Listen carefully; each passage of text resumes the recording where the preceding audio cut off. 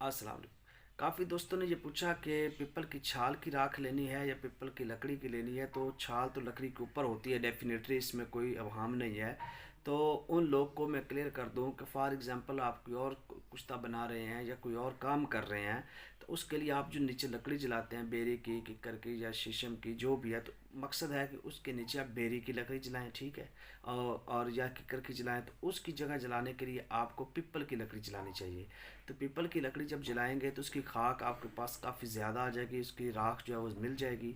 उसमें से सफ़ेद सफ़ेद सी जो है ना वो आप थोड़ी सी निकाल लें, 5 से 10 तोला।